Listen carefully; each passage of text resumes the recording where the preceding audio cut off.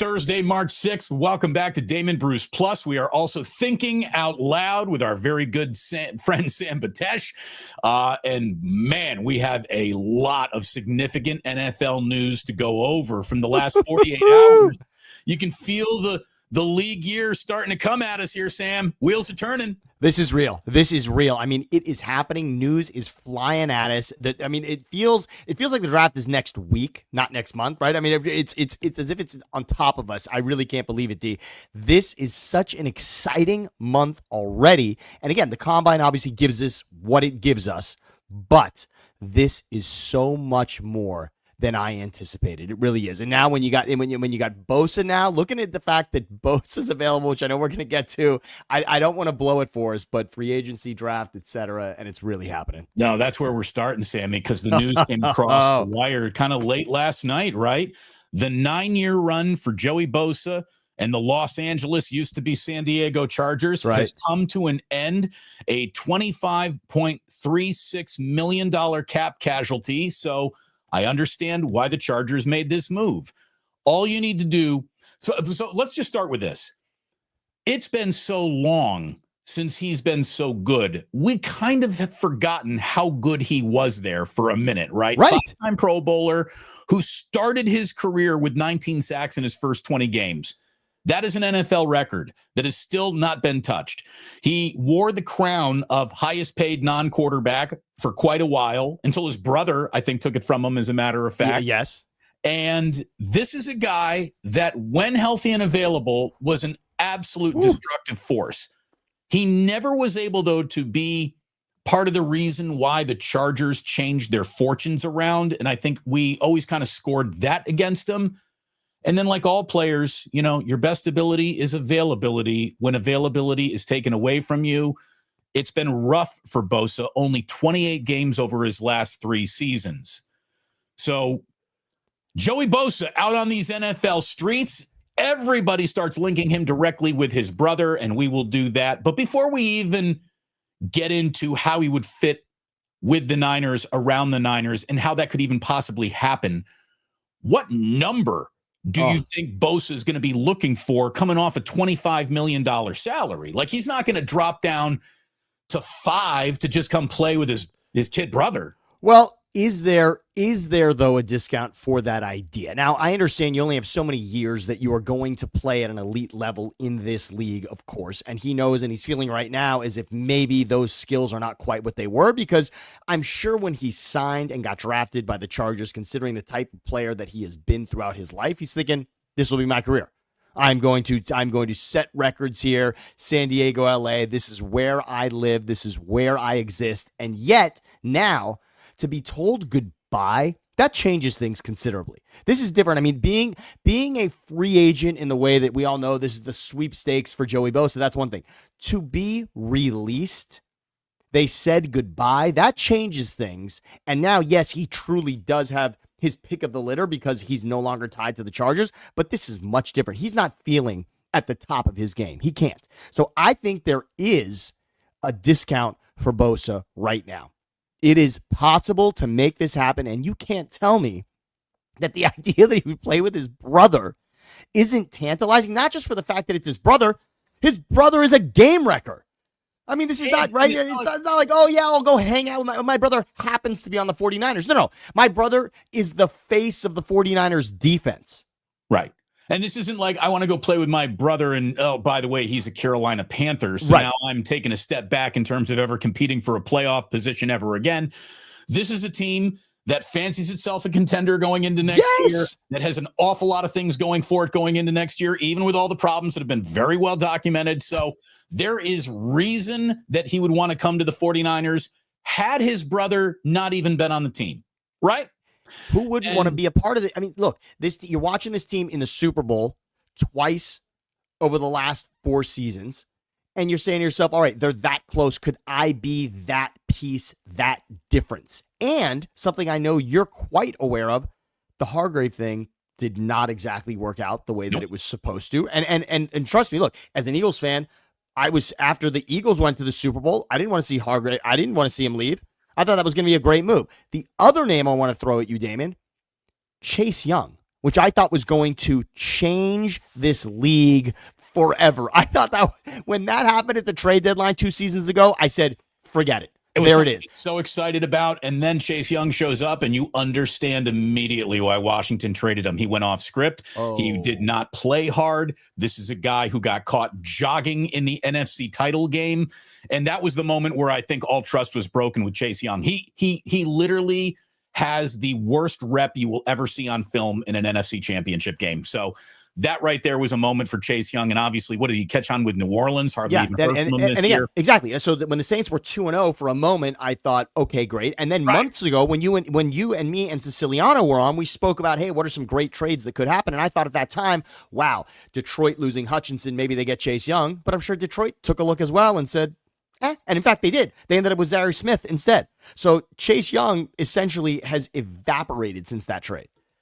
Here's how Nick Bosa becomes a San Francisco 49er. I want you to set this up. Give me the menu. This is the only way Nick Bosa becomes a San Francisco 49er, because let's talk about what he's not. He's not young. He's not spry. He is not someone who's got a long future in front of him. The Niners have already said they need to be a lot more financially responsible, and they want to get younger. So he does not check a lot of the boxes that they're looking for. Do they need an edge rusher? They sure do. Would they like that guy to be as good as Joey Bosa when Joey Bosa is actually healthy enough to be out there doing that? They sure would.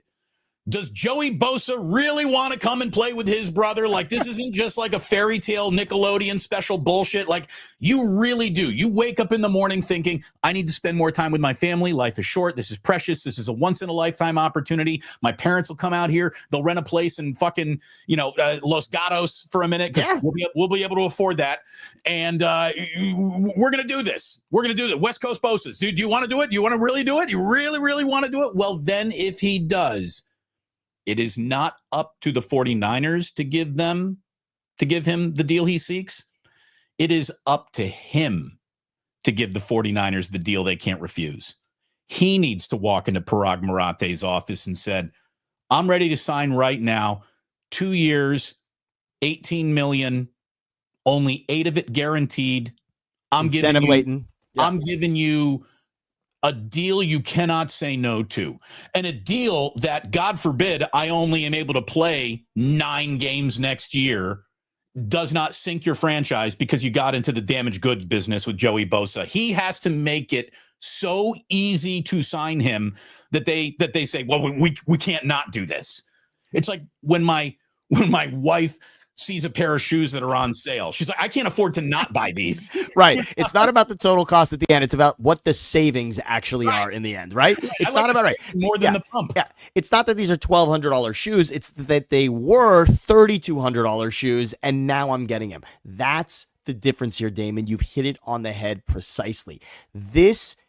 Look, as an Eagles fan, do I want this to happen? No, but let's take that hat off and just look at the NFC for what it is and look at what the Eagles just did to the Chiefs on that defensive line. And now guys that are going to be up for money in Milton Williams, in Josh Sweat. We know that Jalen Carter's a game wrecker for years to come in this league, what Jordan Davis did. The defensive line, every team in the league is now saying, oh, wow, that's what Howie Roseman's been obsessed with, the defensive line. The Niners are no stranger to having madmen on the defensive line.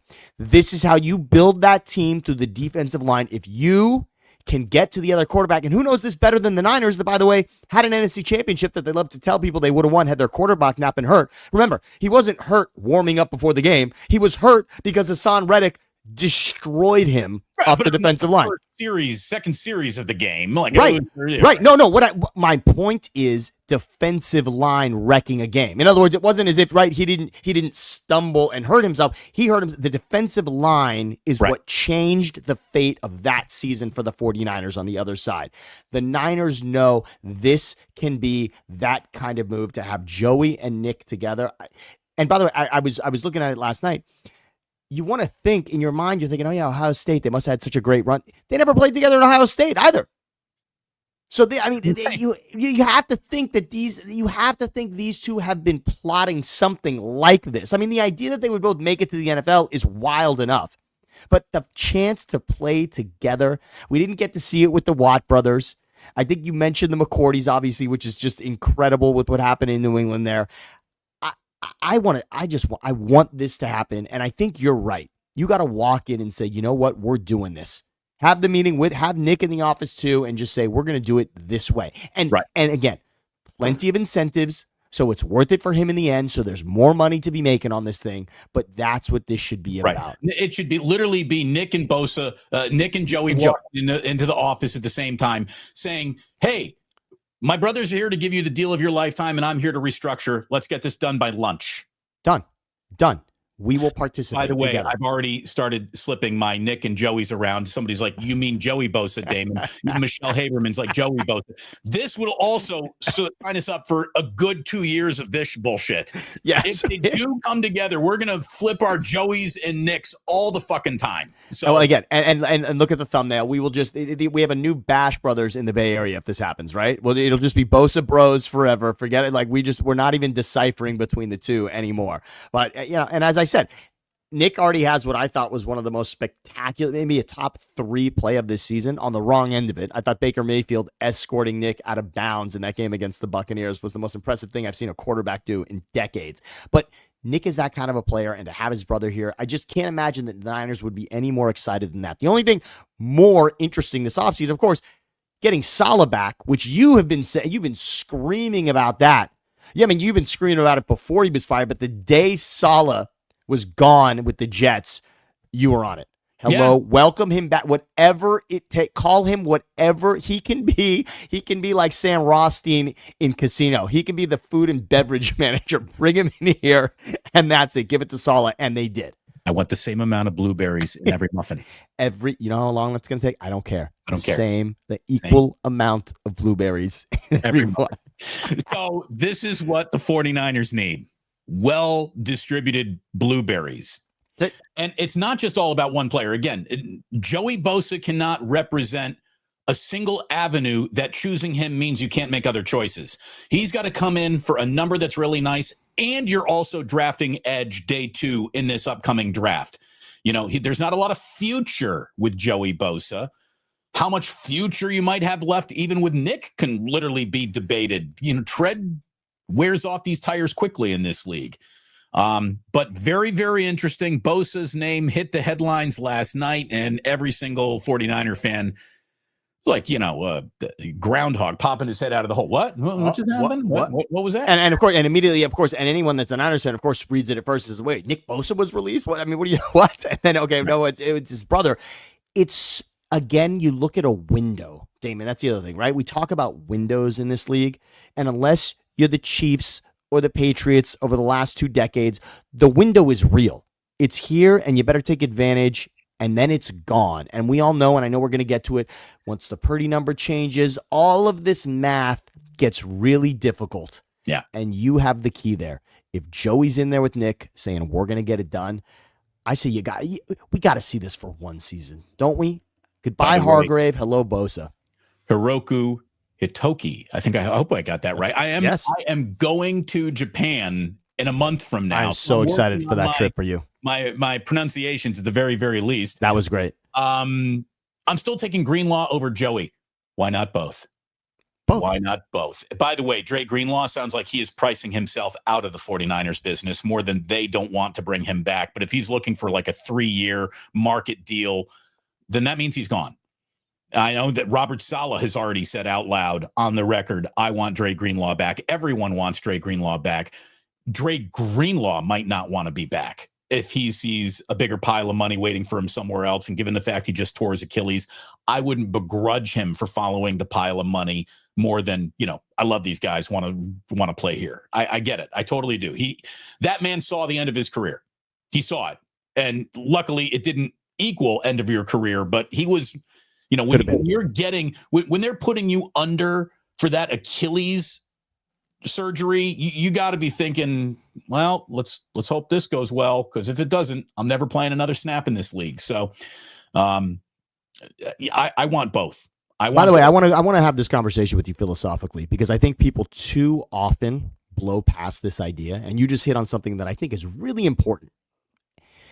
We all like to say what we would do, because with Greenlaw, it seems we were so close to something that's unfinished, right? That's what the fan wants to say. This is unfinished, and you've got to come back to do this because the championship should be the most important thing. In this league, more so than even any other of the professional leagues, in this league, the window being what it is, an NFL standing not for long, wouldn't you, if you were truly good enough to be in this league, wouldn't you be chasing a contract? The championship means a lot, but when you really think about it on your deathbed at the end, passing up a contract that you could have had somewhere, passing up your opportunity when you are a free agent, when you get this opportunity to do something special like that, I think that we should recognize that it is more of a debate than fans like to give it. Well, there's something that is proof that winning a Super Bowl is fantastic. It's officially forever, but you know what's also forever? This mortgage payment until it's gone. And there are too many dudes who had middling careers that I've seen auction off their Super Bowl ring on eBay for me to think they wouldn't have, knowing what they know now, they wouldn't have chased the bigger dollar than the better opportunity. Now, the bigger dollar can follow the better opportunity. You know, winning and getting paid do go hand in hand, but not all the time. You know, there are rare. Every team has its role players, and the role players could be auctioning off their Super Bowl ring on eBay 6 years from now. And that's sad when that happens. It's awful, and I just want to recognize we're saying the right thing about Greenlaw, that this is the opportunity, but I think you hit on something, and I just wanted to repeat it for everybody listening, that chasing the money, it actually should make more sense to those of us out there in the real world who don't make millions upon millions. It should make more sense to us than anyone else, because if someone came to me tomorrow and said the opportunity to make life-changing money has to happen in Carolina, and we know that that is not going to lead to a championship, and yet I could stay somewhere else that feels close, I think we all have to admit how difficult it really is to win a championship. The percentages are so stacked against you that it's tough. If you really think you've got 5 years to make incredible money, I think you got to make that incredible money. All I know is that the same person who's going to tweet, "You sell out, you took the bag, you walked away from the opportunity," is the same person who's complaining about the price of eggs in their own life. Exactly. And again, it's the definition of what opportunity is, because opportunity is championship, but opportunity is also life-changing, multi-million-dollar contract that you're going to come up with once if you're lucky in your life. Not everybody's Steph Curry signing multiple $200 million contracts. That's pretty rare. Speaking of life-changing, go and have yourself a life-changing sandwich this afternoon. Go to Ike's for lunch. If there is one around you, go there. If there's one that delivers to you, order from there. If you don't live close to an Ike's, maybe it's time to reconsider everything, or hope that Ike will come to your town quickly and solve that problem for you. An incredible sandwich, an incredible business, an incredible guy, an incredible sponsor. Go and get a Damon Bruce if you like. That's a very nice entry point sandwich at Ike's, if you don't mind me saying. We'll treat you gently, not too spicy, not too rock and roll, just right. You're going to love it. Go ahead and get yourself to Ike's. And then if you happen to be in San Francisco, in West Portal especially, check out Dubliner West Portal. Dubliner West Portal, my kind of bar, my kind of people. Kenny and John, thank you so much for all the support. I'm going to come by and have a Guinness with you guys real soon. And this is where we're going to be going to watch Warriors playoff games. This is where we're going to be going to watch a sleepy Saturday afternoon baseball game because the Giants are down in L.A. and you want to see how bad the Dodgers are going to put it on them. You know you're going to need a drink for that game. Get yourself to the Dubliner West Portal. My guys, love those guys. That guy right there, Sam Batesh, somebody earlier in the chat was like, man, these two guys got chemistry. Well, when you share a refrigerator, when you share whose Pepsi, whose Coke is this in the fridge? Exactly. This happens. This is what happens. And by the way, we have shared so many. We've shared a cot in an edit bay, Damon. I mean, there have been many beautiful moments for you and I over the years. I mean, if you haven't lived until you've seen Damon eat that prosciutto cheese roll from Trader Joe's when he would, I'm going to get skinny. This no more carbs for me, just cheese and prosciutto. Before Atkins was just a noun that people throw around, Damon was at the forefront of that, and there was nothing more glorious than watching you charge through that special diet. And yes, that creates a bond that we will never forget. And let's ask ourselves, did it work? How'd it go? That's a beautiful, Damon. You're a beautiful man. You're a beautiful man. Beautiful too. So look, it is great to have you here. We got some Niners that still to go over. Then we're going to fan ourselves out through the rest of these NFL headlines, and there's been a lot of them this week. First of all, the 49ers have officially launched their opening salvo in the Brock Purdy negotiation. Reportedly, they put a $45 million a year figure in front of them. So they put 45 in front of them, Sam, because they know Team Brock is going to come back with 55. And doesn't it feel like they're just setting this up to settle right in the middle at 50? It absolutely does. And you and I have been saying this number for quite some time. And I want everyone to remember this. Don't slot Brock Purdy in based on what he gets paid right now and say he's not better than X player and Y player, because Patrick Mahomes does not make the most for any quarterback in this league. And that tells you that it is simply about one thing and one thing only. Are you getting your contract at the most recent time? That will make you the highest paid quarterback. Right. That's simply it. You're either above that line or below it. Brock Purdy is at that line. 2 NFC Championship appearances and a Super Bowl appearance. I don't care who you are. How do you say that's not worth the money? I'm sorry. You cannot. That is not steering a ship. That is not keeping something afloat. You are part of the solution and not the problem. If the team that you play the most important position for is in those games at the rate they have been since he was inserted by default, but inserted as the starter, I'm sorry. And ask Trey Lance if Brock Purdy looks like he's worth the money. He walked off that Super Bowl field with a lead. He's not the reason why they lost it. Had he won that Super Bowl, the money would be already his. He'd be Joe Flacco, right? He'd be Joe Flacco. Hey, look, had Jim Harbaugh won his Super Bowl, he's still coaching the 49ers. Had Colin Kaepernick won that Super Bowl, he's probably still we've never even met Jimmy Garoppolo or Kyle Shanahan or any. Or I would say, Kaepernick's I would say he's in the league. I'd certainly say he's in the league. Someone would always be saying that's the guy that won that Super Bowl for the Niners. Yes, you're absolutely right. And let Jalen Hurts be a lesson to everyone else, because I think Jalen and Brock are really in similar spots. Jalen Hurts was considered someone who was good enough on this particular team with the perfect scenario that maybe, but maybe the Eagles took a step back, and if they could get better play. And now Jalen Hurts is a Super Bowl MVP, and no one will question him for the rest of his career. And Brock Purdy is that close twice. Really, he's that close on 2 occasions to being the guy.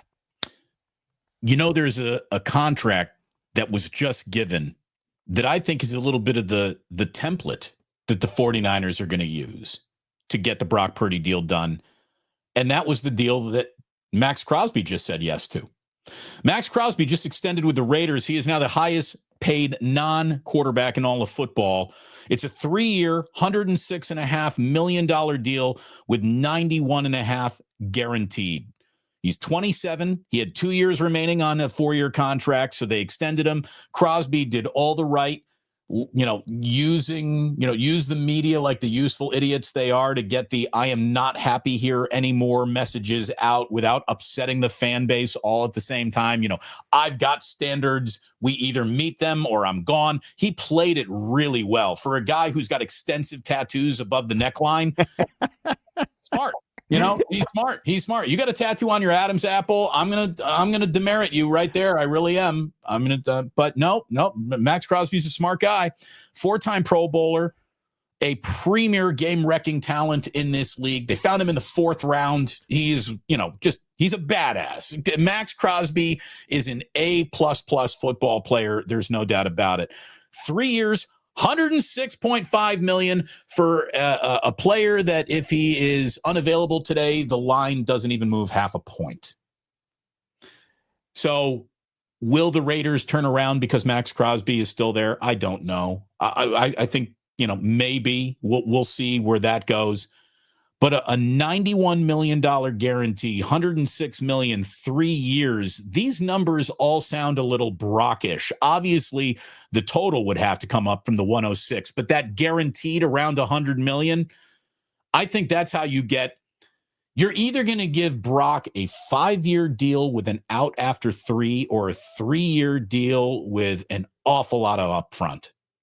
And I want to talk about 2 people that are on the list when you talk about highest paid in the league. Forget about Crosby, because there's 2 lists I want to talk about. First, I want to talk about the list of non-quarterbacks that we just spoke about. And then I want to talk about the list of quarterbacks. But the 2 names I wanted to bring up quickly were Tua Tagovailoa and Trevor Lawrence, because those were the massive deals signed last offseason.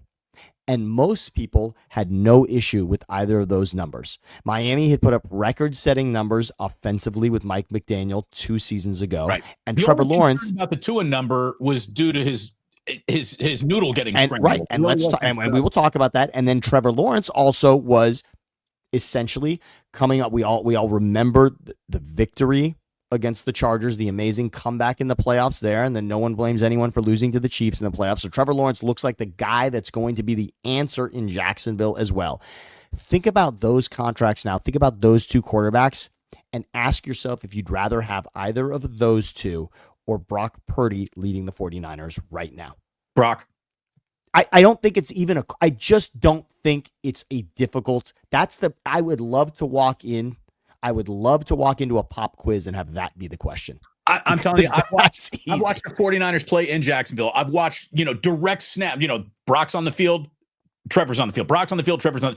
Don't tell me that one guy was the number 1 pick in the draft and the other guy was the last pick in the draft. And that's all you need to know, because they look like the same dude. If not, this one dude is better than that dude, and I reference it constantly.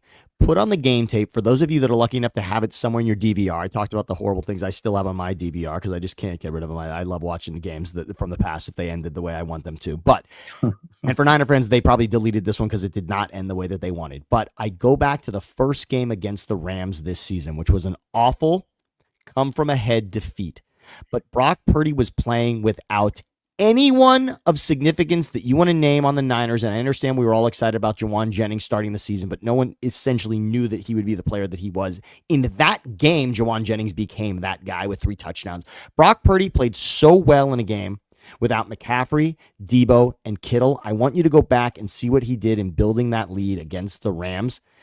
Brock Purdy is not just helping this team and steering the ship and guiding it and keeping it on the tracks. He's got playmaking ability. Yeah. Oh, look, Brock has got more impact with his legs than anyone wants to give him credit to. And he's a player. I mean, here's the thing. Is he perfect? Is he prototype? He'll never be either of those. That's why, that's why he was picked where he was in the draft. You're right. There are certain things that when you measure a quarterback, Brock Purdy may not have it. So the other day I was doing because Curry went off at MSG and King of New York. And so I did a show about that. And someone's like, could you imagine if Curry was like 6'6", 6'7"? Hey, if Curry were 6'7", he's not a Golden State Warrior. No way. No way. It was Curry's imperfections that let him get to you in the first place. So be happy for them. And the same thing with Brock Purdy. And look, when it comes to extending Brock. And his first contract, by the way, also, if you go back and look, his first contract, Steph, I believe they were so concerned with the ankle at that time. Steph, even though Steph does have 2 $200 million contracts, the first contract was not outrageous. That also helped build a dynasty. 4 years, $44 million. I mean, he won an MVP making $11 million a year. Think about that considering what guys make in the NBA now. Dude, it's one of the all-time greatest values ever in the history of sports. Dwight Gooden on his rookie deal with the Mets. Okay, that was a really good bargain. And it's one of those. What guy was paying? They paid $11 million to a guy who won the MVP and changed how basketball was played on every court. I want in the comments right now, I want people to start throwing names of people in the NBA. I don't have it in front of me, and maybe we'll get it by the end of the show, but people who make $11 million in the NBA right now, I want you to start throwing some names on this chat because it's going to be laughable. It's guys making $11 million a year are the eighth men. There's probably assistant coaches in the NBA making that much money. It's really, I mean, the league does give money away like that. And so $11 million for Steph is hilarious. And another thing, another feather in Brock's cap, and I'll use Jalen again as an interesting example, Hurts and the Eagles who just won a Super Bowl. The idea that you can't go back with your quarterback makes money because everyone loves that, right? Okay, the Niners went there because Brock's not making money. Well, the Eagles 2 seasons ago went to the Super Bowl and lost with Jalen on a rookie deal and went back and won it with Jalen making $50 million. So isn't he there's a way. The first $50 million quarterback to win it? Yes, because technically Patrick's not at that threshold. Yes. Right. So that, and I think Burrow would have been had he won that one against Stafford. A question from a guy who needs a better username. Is moving. Seriously, is this like Elon Musk's son? What kind of name? Anyways, it says, why haven't we seen a new Kittle contract dropped? That's a good question, and I'm going to come up with 2 things that I think that squeaky wheel gets the grease. He is not a squeaky wheel. And number 2, it should be the easiest thing the 49ers do this offseason, and it doesn't come with any element of urgency. Kittle says he wants to be a career 49er. This should be the easiest contract that they will ever extend. There is no negotiation. It's thank you, George. Whatever the highest paid tight end in the league is, you get $1 more. You're that guy. Now, you're such a great Niner.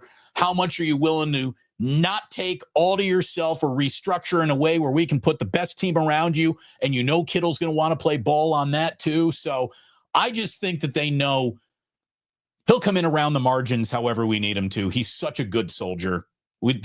Don't worry about Kittle. It's the easiest thing they'll do all offseason. And what's nice is the Niners have last season to look at where Kittle was, again, he was game-wrecking Kittle. He was awesome. Multiple games. He was awesome. I remember the Monday night game against the Lions where you and I couldn't believe that the Lions were playing everyone that they were. And that was a great game. And Kittle was exceptional there as well. Travis Kelce, and I know we'll get to this a little later, Damon, but look at last season for Kelce and look at last season for Kittle. And these 2 guys have been in the same sentence for a long time.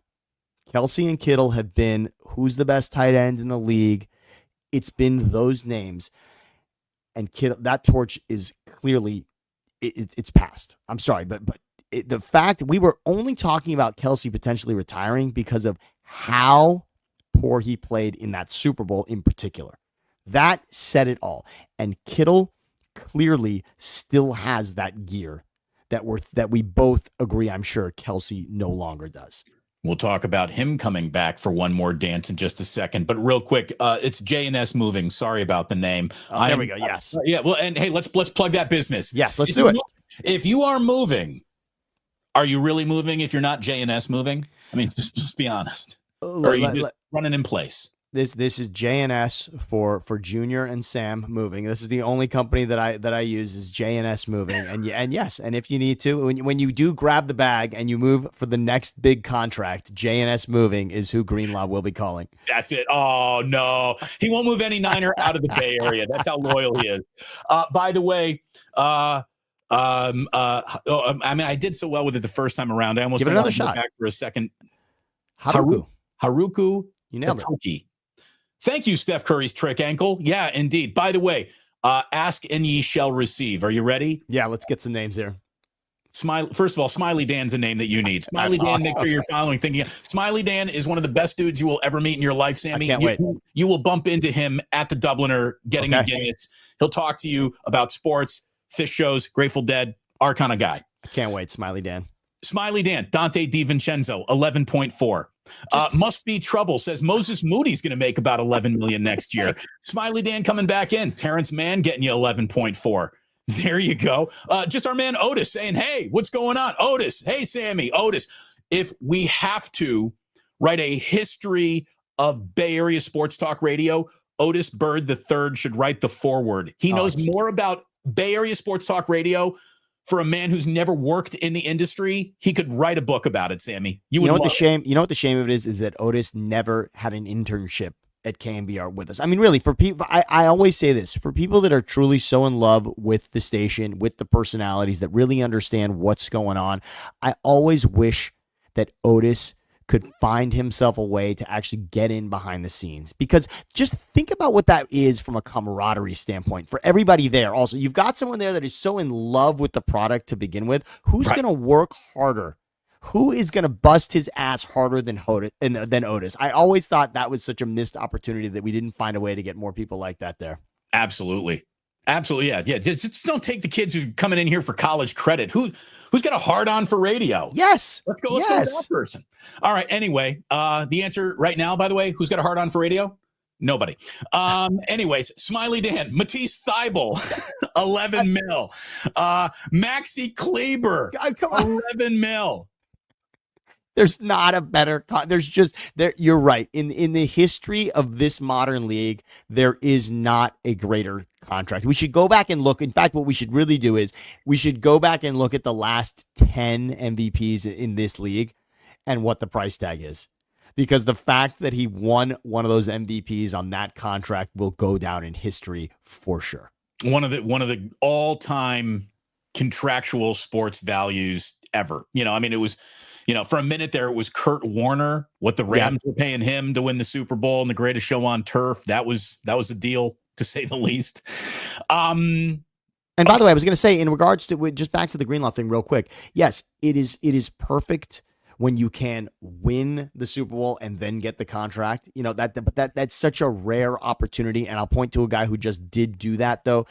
Zach Bond, who was up for Defensive Player of the Year, comes over as just sort of a special teamer. Maybe we'll fit him somewhere. Maybe the Eagles will fit him somewhere in the defense. And he makes such a difference for that team. And the Eagles do reward him with the 3-year contract. And there's the guy who I'm sure never thought he'd be grabbing the bag and then gets to stay where he just won a Super Bowl and get that bag. So that's the true happy ending. It doesn't happen for everybody, but it did happen this past season.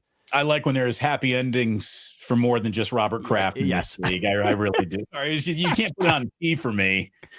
And by the way, JS Moving says, love you guys. Discounts for all 49ers fans, always. Great. There you go. He won't help a 49er fan leave the Bay, but to come to the Bay, he'll help you get here. Yes.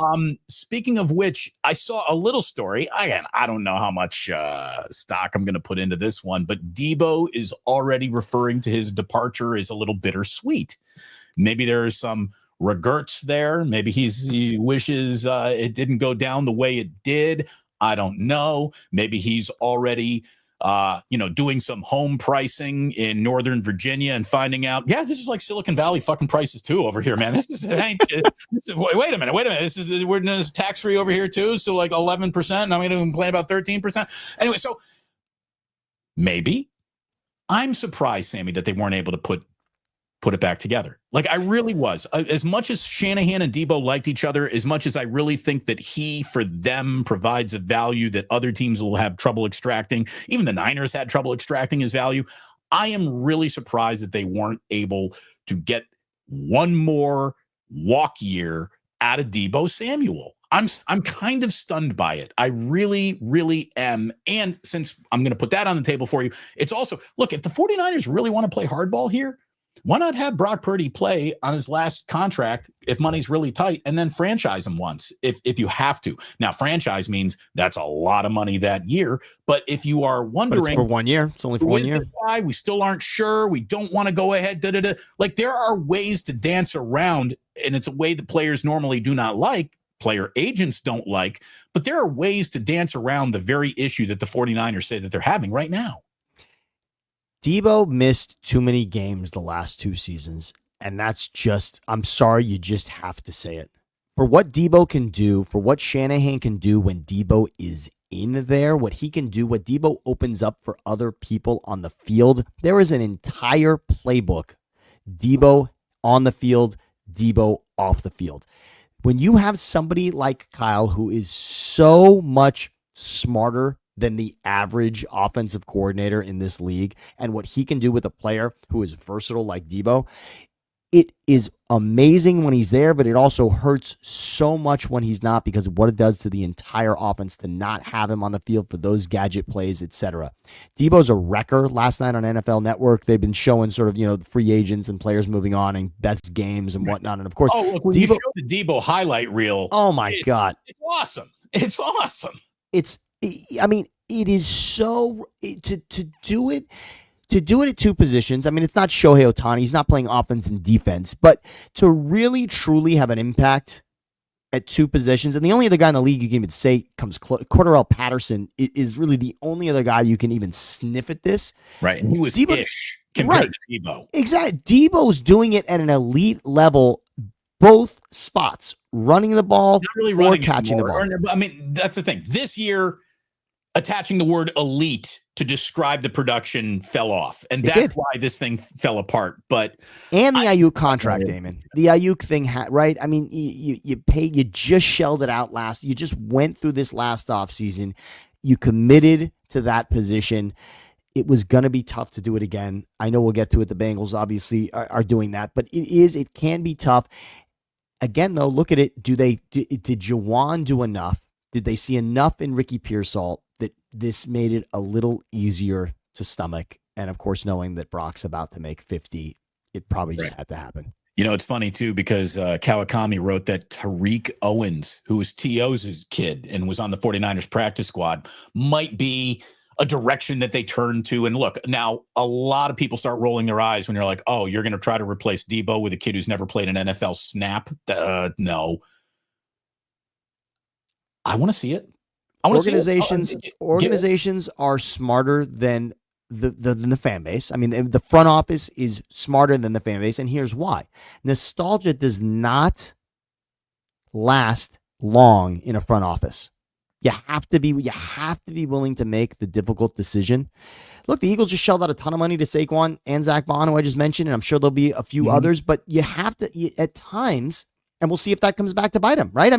Usually teams are pretty nimble in this league, and if you show a sign of not being quite at that level, that's an opportunity to move on. And I'm sorry, but Debo's you're probably right. There's just elite was not the word last season. No, but it certainly was for Saquon, who, if we're just, hey, litmus test, what's one of the best seasons you ever saw one dude ever have?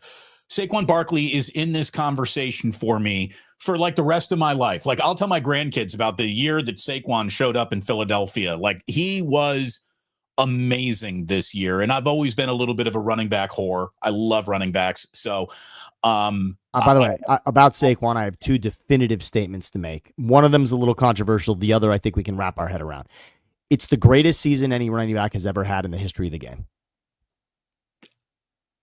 Who's going to argue? Okay, at the very worst, you could find something as good. Terrell Davis, 98 is right. Terrell Sanders' year ever, which obviously didn't come with the Lombardi Trophy. Exactly. I think to have this list, I think you got to. Considering they did win the Super Bowl, I think that has to be part of it. And when you look at players who had the kind of season he did, and it doesn't have to be 2,000 yards. I'm just saying, when you look at a running back season that's, let's even say, top 5, that also results in a Super Bowl championship, and considering it's a brand new team, he's number one. The other statement I want to say is, and this is certainly controversial for anyone who's an Eagles fan, but the greatest Eagle of all time, do you know who it is? Reggie White. I'm going to say it's Saquon Barkley. All time already? Yes. He did it in one season. He's the franchise leader in yards for a season. He's got the most yards rushing in the league when you include playoff games. He won a Super Bowl in his first season here. He's an MVP finalist. He's the offensive player of the year. He shattered every Eagles rushing record there's ever been. He's got the most yards in one game. He's got the most yards in one season. He's got the most 60-yard touchdowns in the league in a year. He single-handedly beat the Rams in the divisional game. What more can you say about Saquon Barkley? And again, if you look at the list of all-time great Eagles, of course, how many of them actually won a Super Bowl as well? That's a much shorter list. And Reggie White won a Super Bowl with the Packers. Right. Didn't with the Eagles. For everything Saquon did with the Giants, that list is actually pretty short when you look at it. everything that you're going to lead Saquon Barkley's resume with the rest of his career, other than Rookie of the Year, is going to be this and what he did in this. I think if he left the game tomorrow, he's the greatest Eagle of all time. Wow. Look, I mean, it's hard to argue. It's hard to argue based on what he did one year that was so elite and so spectacular. Look, I've argued that one of the greatest trades I've ever seen with my own two eyes was when the 49ers brought in Christian McCaffrey. And McCaffrey had such a year that I said, it's the hardest top 10 to crack in football, especially when you don't have a Lombardi trophy. But right now, Christian McCaffrey is one of the 10 greatest 49ers yes. ever, based on the year that he had. Yes, he is. And again, obviously he'd done so much in Carolina, but look at what happened when a player like McCaffrey, when a player like Derrick Henry, when a player like Saquon Barkley joins a team with an elite offensive line, with an elite scheme. Look at what happens. It's almost unfair to think about the seasons they spent somewhere else. Big Dom is the greatest Eagle of all time. Okay, and I'll take that. You know what? He knows where the bodies are buried for all the seasons, truly, yes. By the way, Christopher Byers here says, does Damon still have the super chat ganja jar? Oh, yes. The problem today is we don't have the super chats. Let's go. But the JJ Raider Memorial Ganja Jar is always here and always looking to be filled up with awesome. Your supers. And thank you very, very much. JJ Raider, by the way, was in. I saw him earlier. We have had other Joe Sullivan, other Chef A, others have absolutely helped fill up the Ganja Jar, but it started with JJ. That is beautiful. And that is beautiful. And it's right there. And it's readily accessible. Top shelf so the kids can't reach it. But thank you for asking. I'm glad to share that with you. Saquon, first running back ever to push through the 20 million threshold. He's got a 2-year extension worth 41.2. He is now the highest paid running back in NFL history. Howie Roseman is now, I think, a Hall of Fame front office executive. And when we talk about the great deals that Howie Roseman ever made, you start the list with Saquon. Yes. I mean, he was awesome this year. He was awesome. And the guy he's got all sorts of good vibes coming off of him too. Like I've never seen Saquon Barkley say or do the wrong thing, not once, publicly, privately, about his team, about teammates, about himself. He's never embarrassed his family. The guy's like, there aren't a lot of running backs you're going to want to give 41.22, but after his year, that's the guy. He opts out of a Week 18 shot at history to better himself for a playoff run that results in a Super Bowl championship, not to mention rushing for nearly more than anyone ever has in a postseason run on the way to doing it. It just keeps stacking up. Yes, with Saquon. Now, I will also say that position is a tricky one. Giving that much money to that position, we will see. Is the league truly does this? It doesn't have to change the face of the league, but people are going to think about that position differently because of Derrick Henry to an extent. And of course, now Saquon Barkley, who had 3 extra weeks of looking at what he had to do. Damon looks like he could have been your camp counselor, but the cool one with the weed and the guy got into the Grateful Dead. With the JJ jar. By the way, that Phantom Sniper is a legendary person for you and I. Not only does he love what we do together, he is also, I may have to admit it, he is definitely related to me and also spent time with you and I, Damon, in San Francisco. He made ridiculous pineapple drinks in our apartment. He went to Blowfish Sushi with us many times.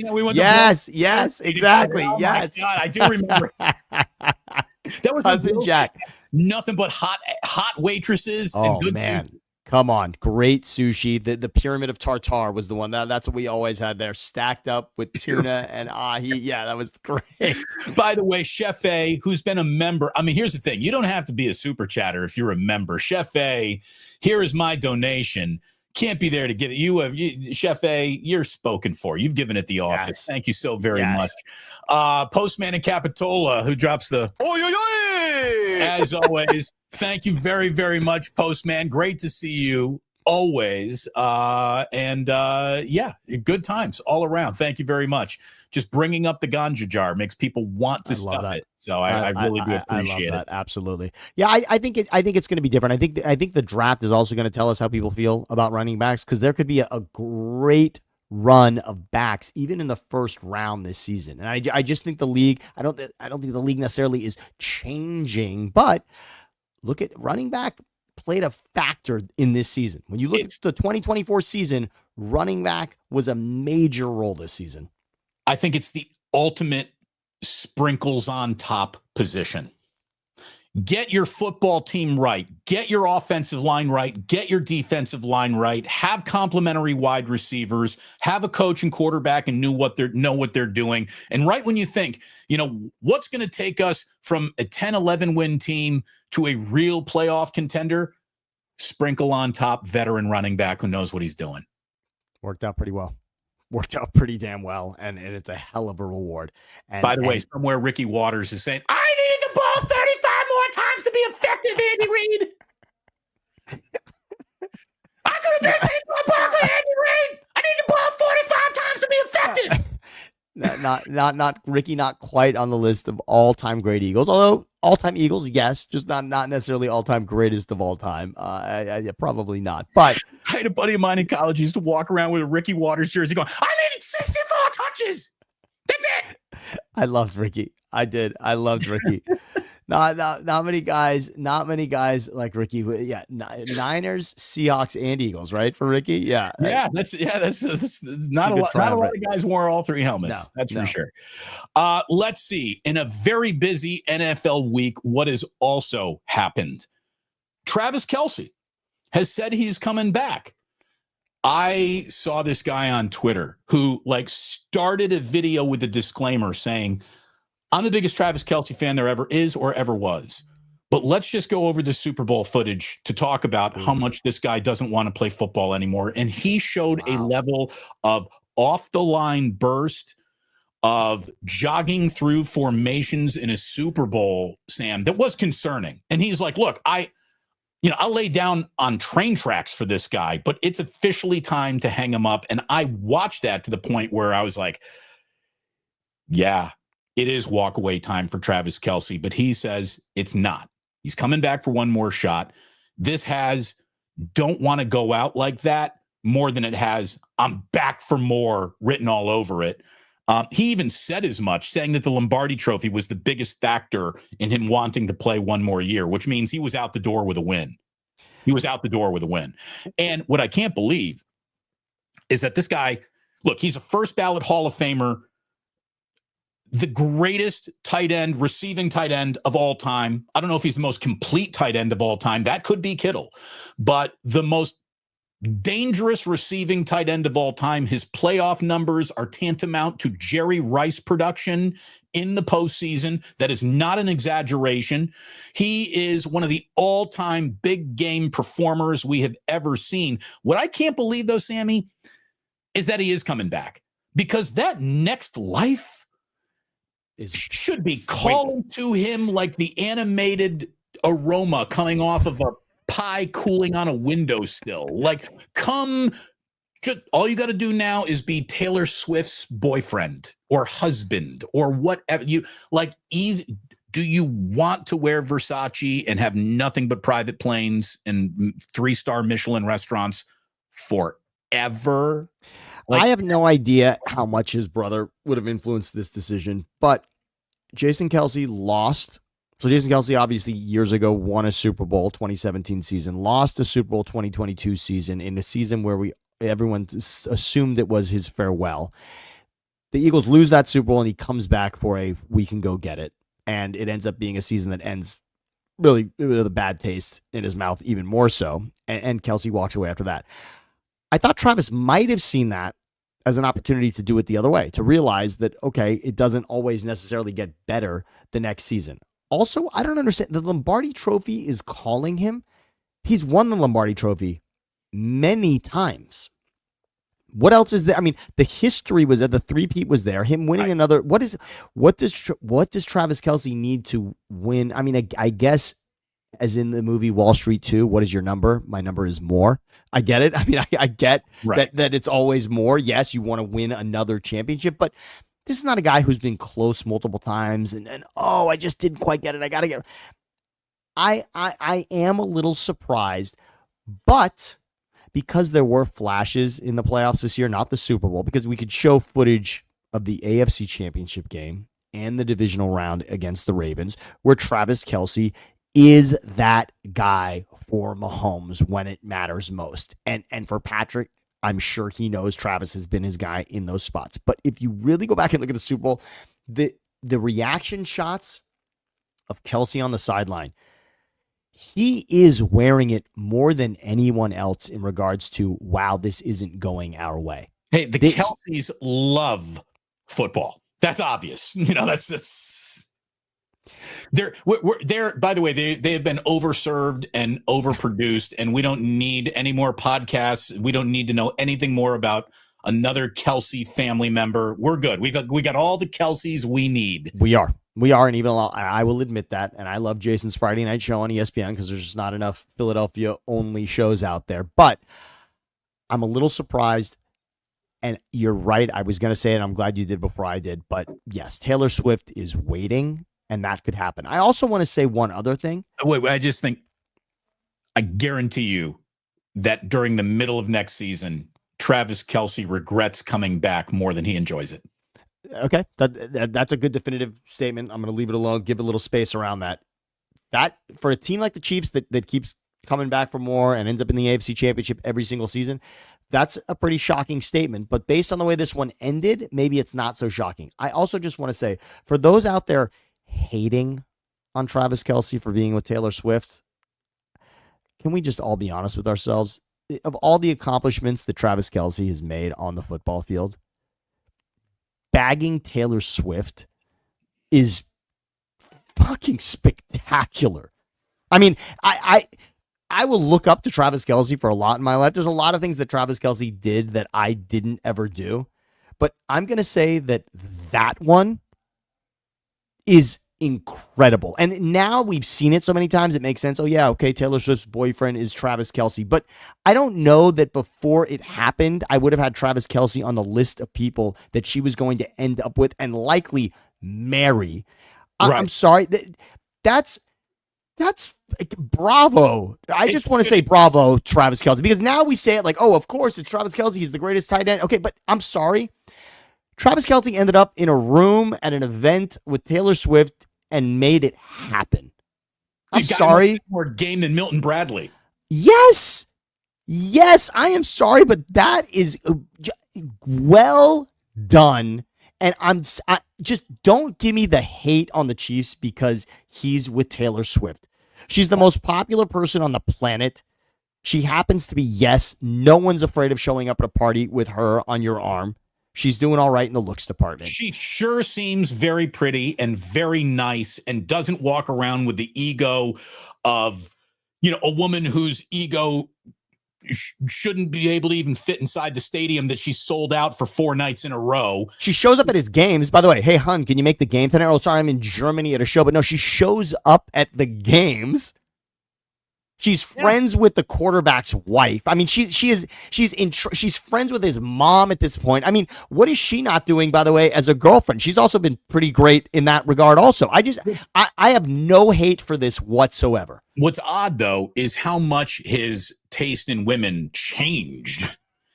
Travis Kelce was a darker the berry, sweeter the juice guy right up until Taylor Swift. I mean, he was dating him right off the pole with big Brazilian butt lifts and all sorts of hourglass figures. And, like the best way to describe the name of all of his girlfriends before Taylor Swift, if they had all to be named one thing, their names would be, hey, girl. That's every girl that he dated right until Taylor Swift. Bravo, Travis Kelce. It's great. Bravo on all of it.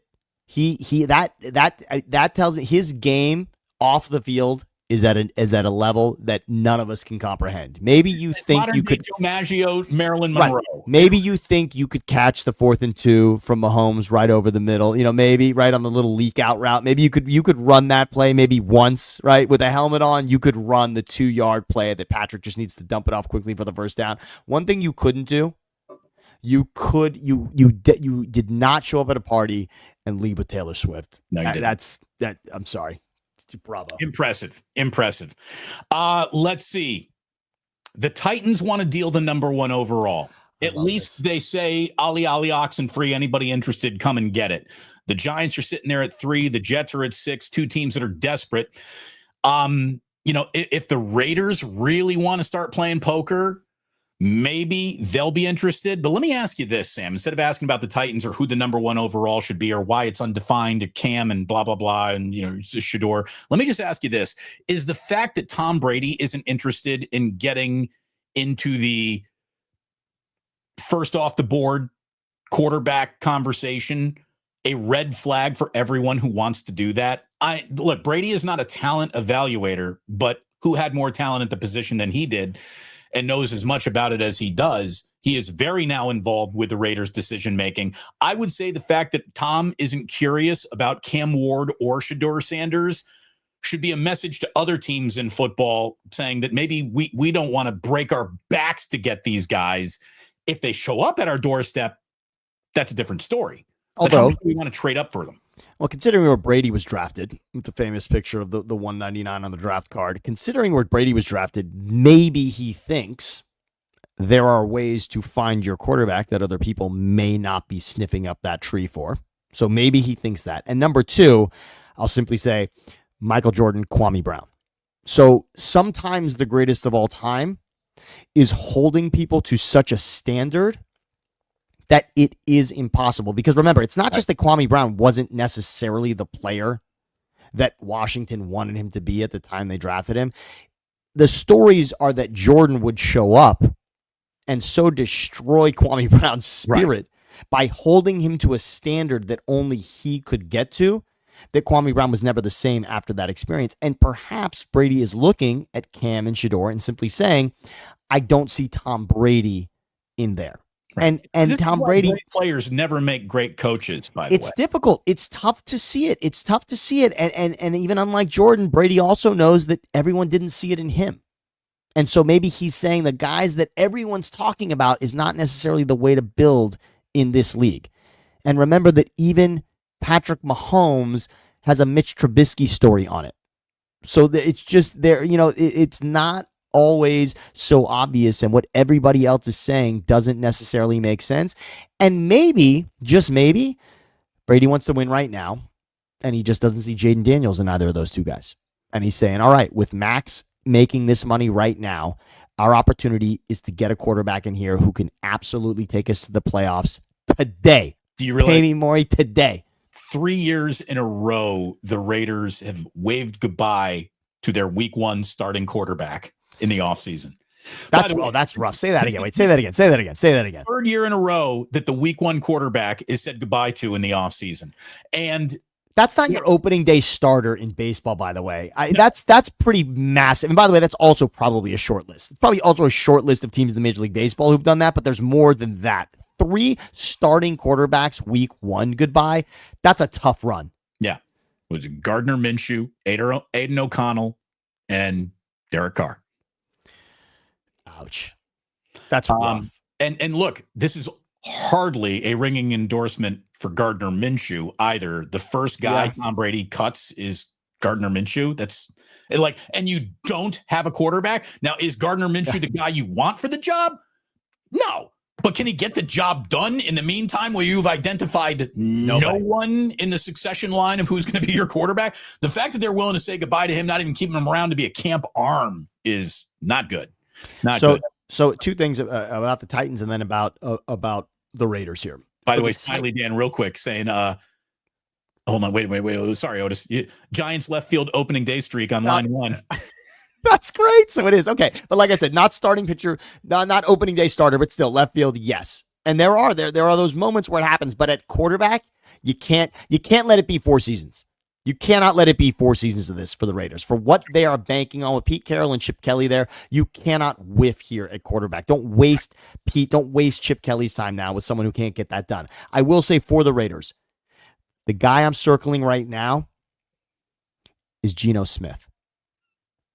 The guy I'm circling for the Raiders is Geno, with the Pete Carroll connection right there, with the idea that he right now is having interesting conversations with the Seahawks about that, with DK obviously unhappy with what's happening there, with Geno being the 4th leading passer in the league this season. 4th. Geno Smith passed for the 4th most yardage of any quarterback in the league this past season. Geno Smith can make the Raiders a playoff team. You put that money down for Max Crosby because you think there's a window. Your window is Max Crosby as far as I'm concerned. And if you want to do that, you want to get a quarterback in there who can absolutely over the next 2 seasons get you there. Geno Smith can put you in position to win in this league.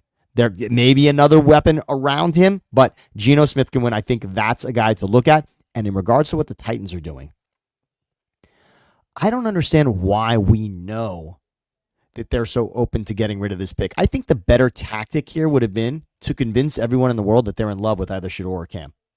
Right? I don't understand that. Why not convince everyone that you are so locked in on one of these guys that now people are begging you to get the number 1 pick to get one of those guys? Because the smokescreen is that they're really thinking a lot about other things, and maybe it's Abdul Carter, and maybe we like Levis.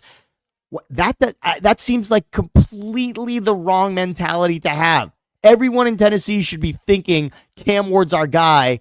And now the Raiders are thinking, well, if Tennessee loves him, maybe we should take another look. And our only shot at getting him is going to be to go and grab that from Tennessee. And maybe we make a ridiculous RG3 deal where we're giving away multiple first-round draft picks to go get him. Yeah, it does seem odd that they would almost devalue the value of the commodity that they've got. Yeah, it is a little weird. I mean, you bet. And here's the thing: not everything has to go public. There are back channels exist in every single.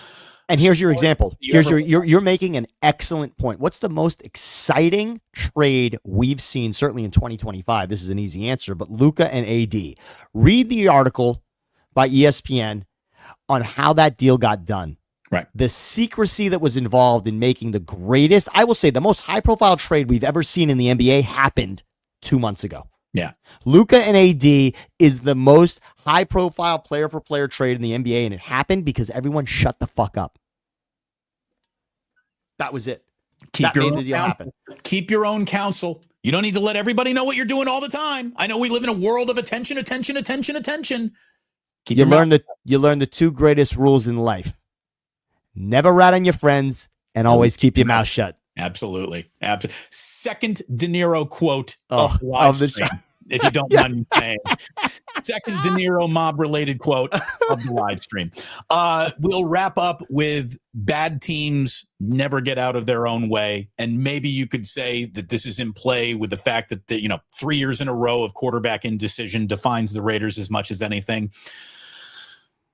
So for the second straight year, the Bengals are franchising T. Higgins, who we all agree, very good player, very good. $26.2 million is guaranteed to him. Now they're still saying that they're going to work on an extension, but we all know it's the cheap ass Cincinnati Bengals and Mike Brown, and they won't reach an agreement.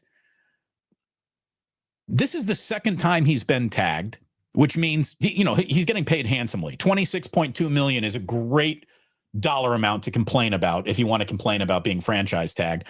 But this is just so Bengals, if you ask me, because it's his 5th year with the franchise. If you're 5 years into a relationship and you honestly are thinking to yourself, well, we still need to date a few more years before I can settle down and give her the long-term ring, that means you're not really serious after all. Like, the fact that you don't want to be in a relationship that you've been in for 5 years, but you don't have the balls to either put the ring on the finger or just break up, that is so Cincinnati. Like, who knows more about T. Higgins than the Bengals? And apparently, they still haven't made up their mind. That is front office negligence 101. Or does it mean they're married to Jamar Chase already and they don't need a second wife? I will give the Bengals credit for one thing. Damon, what you said is right. This is an organization that is known for not paying for talent. Just look at the history of the league and look at the amount of contracts that the Bengals do not sign. And yet, if you check the ink in this league right now and you look at top paid players at important positions, Joe Burrow's getting paid and Jamar Chase is getting paid. And for this season, T. Higgins is going to get paid a lot of money. Now, Joe Mixon is out the door, and that probably factors into this a little bit also. Joe Mixon, if you look at what happened last season, number one passer in the league, Joe Burrow, number one receiver in the league, Jamar Chase, most sacks belong to the Bengals and Hendricks. So that's tough to not make the playoffs when you're leading in those three categories. Tells me that they are fearful because maybe Mixon was the difference. Chase Brown had a nice season, yes, but Joe Mixon was a difference maker in Houston and could have been for Cincinnati. There's probably a little bit of that on them. They want to hold on to T, and I think they might be smart here. It might just be we cannot commit those dollars 3 times. We're doing it with Jamar, we're doing it with Joe, and just maybe. And then is there any part of us that thinks T. Higgins isn't the same guy without Jamar Chase there? I mean, T. Higgins, good for him if he goes to a team and is truly number one. And by the way, if you look at the teams, he's benefiting from gravity for sure. I'm sorry, but the guy on the other side is pretty ridiculous. Right. It's a human double team. You got to put 2 guys on, you have to. And this is, I think Cincinnati is maybe that front office is figuring something out. Because as you said earlier, using the franchise tag and using it well can help you a lot in this league. And the player may not like it, but again, he's getting paid. He's getting paid for that season. And T. Higgins is in a pretty good, T. Higgins also probably slept on it. And look in this league what teams are open at WR1. What teams have wide receiver 1 as a question mark? Because those teams 49ers right now, you're right. You're right. T. Higgins would have made a lot of sense. After the Niners, though, that's a lot of teams that T. Higgins is probably not that interested in playing for. You want to go be Jacksonville's number 1 wide receiver? Okay, go for it. Right. You want to be Christian Kirk 2.0, who, by the way, is available now? Yeah, he is. Exactly. I think T. Higgins knows enough to, by the way, know what ugly looks like in Cincinnati, because it can look ugly there. We know that. Plenty of years where that was the case. I think T. Higgins knows he's got a pretty great quarterback and a pretty good Batman to his Robin. Batman to his Robin. I want to wrap up with this, Sammy, because we met in radio. You spent a long time working in radio. You've been behind the scenes on high-profile television shows, and you have done more TV than I have for sure. An end of an era at ESPN with Around the Horn wrapping up. I got to be honest, that show never really did it for me. The whole scoring system was, arbitrary, and I didn't find it cute or that funny. The guy who I thought was best on it turned out to be one of the worst people, Jay Mariotti, right? Like Mariotti was really good on that show, and then he got canceled. I never was a Woody Page guy. I like Courtney Cronin because she went to Indiana, and she did bring up a really good fact the other day. They were talking about the end of the show on Around the Horn, and she's like, hey, this is the last show on ESPN where there's people actually in locker rooms talking to the people that you're asking me about.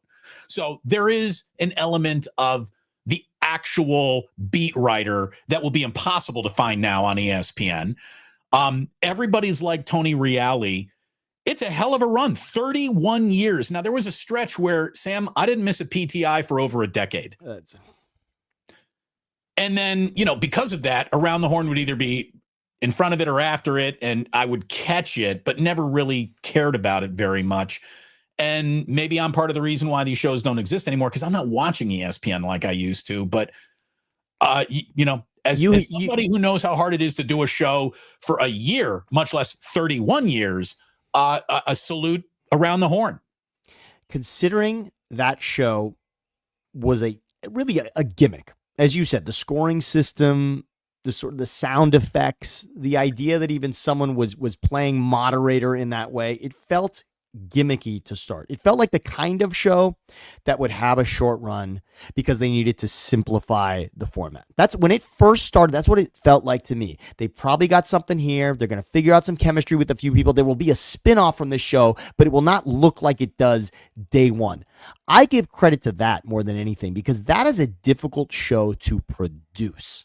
I will say, pre-COVID, that's a show that figured that out pretty well. And being able to get people in separate locations to do an entertaining show, credit to them for that. And that, by the way, is not easy to do at all. To fake that chemistry with people that are not in the same room, that is difficult. And I know now we all look at TV and say, oh yeah, those people are somewhere else. No, before COVID, think about it. That wasn't the way that everybody thought. People used to have to be in the same room. Right. It wasn't just heads in boxes. Exactly. That show was heads in boxes before everybody, including you and I, were heads in boxes. But that it is true.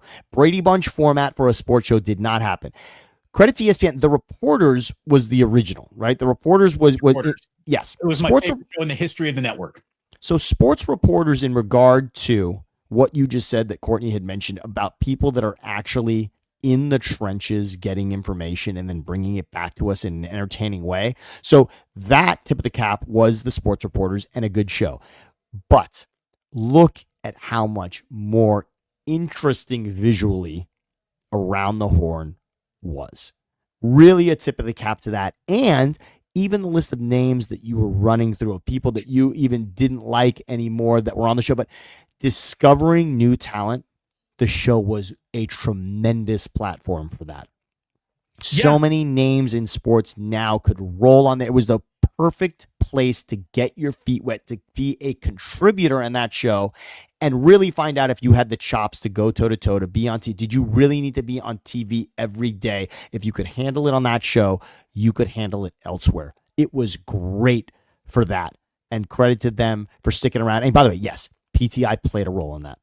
I would, of course, for what you just said. But you had already given, I understand exactly the plight you are talking about because most of us have this. I have a certain amount of bandwidth in my day to consume content in that form. And if you've given it to PTI, the idea that you've then got the time to also give it to Around the Horn, that's not going to be everybody. It's just not. But credit to them. Yeah. Salute. I appreciate the run. I really do. Bang, bang from Memphis, and welcome to Placerville, Sammy. Drop this into the ganja jar. Thank you very much, Barry. We will put that in there. And what I would love for you to do, Barry, is go over to Thinking Out Loud with Siciliano and Sam and like and subscribe over there. Everyone, please like and subscribe over here. Sammy, I know you got to get running here. You said that you had a cutoff time. We're going to go hard cutoff here. Do you have time for a little today in history, though? I would not be here unless you were giving me that. I use this day in history outside of the show more than almost anything else that we discuss. I love it. So please give it to me. Happy birthday, Shaquille O'Neal, born today in 1972. He's only 53 years old. We're the same age as Shaq. That's really weird. Wow. Has there been a didn't see it coming transition from legit Hall of Fame player to marble mouthed broadcaster? I don't know why it worked. I don't know why I'm frozen right now on the screen, but I'm frozen. It is all right. You can click out for a second. You do a little on off on the cam, and I bet you come right back. But I wanted to say one thing. No, but yeah, you're coming back. You're coming back to me. Yeah, I got you. Yeah, I hear you beautifully. You don't see me anymore, though. Hold on. Yeah, true. But that's all right. But you're going to come right back. I miss your beautiful mug. I was going to say one thing about Shaq, by the way, on this one, Damon. Yeah. Shaq, when he joined inside the NBA, and I'm sure a lot of people now are going to pretend that they always loved Shaq on that show. I remember thinking to myself how unnecessary it felt to have Shaq on that show because of the gorgeous chemistry that existed between and Charles and Ernie in that way. It just felt like, does this show need another voice? And we can all admit, Shaq's not an oh, by the way on that show. Shaq's going to have a presence on that show. And when it first started, I thought a little too many people at the desk, maybe. Mm-hmm. Kind of felt like a CNN, election year table with 12 people. It felt like maybe this is too much. And now I have to say it. Can you imagine that show without him? The NBA is a better place to have Shaq still a part of the league without having to be on the court. The league is a better place because we still get to enjoy Shaq on really Tuesdays and Thursdays because he's a part of both. I love that Shaq is a part of All-Star Weekend. I love that Shaq is a part of marquee nights in this league. Thank you, Shaq, for everything you've done. And has there been a more likable person, even though there was obviously the spat with Kobe, which is an ugly mark on him now, but Right. But Shaq is a lovable character when it comes to this league, and thank you to the run he had on TNT, and I can't wait to see what he'll be into next season. Yeah, Damon lost his camera. Someone's like, we need Jillian, we need you. Barry, yes, we need Jillian to troubleshoot this. That's I'm going to tell you, this is the best show has looked in a really long time. I look good in black. I wore the black shirt today. The black box right next to me, I think looks beautiful. Damon, what's next? It looks good. So here's the deal. 1863, a little something called the Battle of the Alamo took place today. Wow. Rocking at the Alamo. Have you visited? By the way, you've been there, right, Damon? You've been to San Antonio? I have never been to San Antonio. Okay, yeah. I would say. Well, for you, certainly, I would do a Final Four. You would enjoy. You would go do a Final Four weekend for San Antonio. I wouldn't tell you to just take Jillian like, hey, we're going to San Antonio. Right. But for a Final Four, I think you'd enjoy it, and I think the trip to the Alamo is worth it. It's a long way to fly for just queso and chips, but exactly, I would do it. I would do it. Yes. Today in 1964, it wasn't his birthday, but he was reborn. The Nation of Islam gave Cassius Clay the name Muhammad Ali today in 1964. So in a weird way, happy birthday, Muhammad Ali, who's no longer with us anymore. It is a awesome documentary on Netflix about the recording of We Are the World. I recommend it highly to everyone. Go watch that documentary. Today, the song We Are the World was released in 1985. And in even bigger news, Sam, do you roll on Shomer Shabbos? Oh, wow. Today in 1998, The Big Lebowski hit theaters, and find me a movie that aged better, more gracefully, as fantastically. The Big Lebowski, the first time you see it, it is a solid 6.5, 7. Right. It kind of goes over your head a little bit. By the 15th time you've watched the movie, you agree, this is one of the greatest movies of all time. Let it marinate. Let that movie marinate, and just every time it is on, try to leave it. If you've got the volume on your TV and that ends up on, please try to leave it. That is a special show. I need more Sammy here. Hold on. Give it to me. What do we got? There is he. There he is. I just want full Sammy. Yes, let's go full Sammy. What do we got? So Big Lebowski, by the way, and how many Halloween costumes come from Big Lebowski? How many just of your friends that aren't watching movies all the time and dropping movie lines? Big Lebowski comes up again and again and again and again. My friend Drew, who's in the chat right now, loves Lebowski, constantly bringing that up. And Jeff Bridges, who I remember from Starman, even that far back. But is there a more legendary role than Jeff Bridges and Big Lebowski? More synonymous with his career than Big Lebowski? That is unbelievable. Unreal. That's a good one. That is a great one for this day in history. And with that, we'll probably say goodbye, D. It's really great, and I love being here on the Plus. I absolutely love it. For those that are with us, please like and subscribe right here at the Plus. And again, check us out. Check out me and Andrew Siciliano at Thinking Out Loud, Siciliano and Sam. Please do. And with that, Jillian and Damon, they will be back. They will figure out the camera. They will absolutely get this right. Just like that. D. Bruce, I love it. And one other thing I wanted to say also about Shaq. Is there anyone who had better nicknames while he was playing than Shaq? I mean, Big Aristotle, the Cactus. I mean, who remembers Shaq, by the way, with the Suns? That is, I almost for and the Celtics. Could you imagine that? But the Cavs on the Shaq with the Cavs. I mean, Nothing I love more than Shaq. And to picture him, by the way, Shaq as a sheriff in Arizona with Arpaio. I would. Could you imagine getting pulled over by Shaquille O'Neal? I am so happy that TNT did that, and I hated it when it happened. I really did hate it when it happened. But there we go. We love you on the Blues. Come check us out, Thinking Out Loud, at Siciliano and Sam. And with that, we say and we bid adieu. Good night, and thanks for all of you in the chat. Continue to be here. You are the reason we do this, and we love it, and we'll be coming back for more. And please catch Damon tomorrow at the same time. And all I can tell you, Sammy, all I can tell you, I had to come in here to let you know that you really tie the room together. See, look at that. That's Great beautiful. Job. Great job. Beautiful. And thank you, D. Thanks, everyone, for tuning in. Thanks for the supers. Like and subscribe. And please do remember that sports don't build character. They reveal it. And like that, they're gone. I'll also let you know that I once saw Shaq's penis in the locker room, and it ruined my ability to think that I could ever satisfy a woman.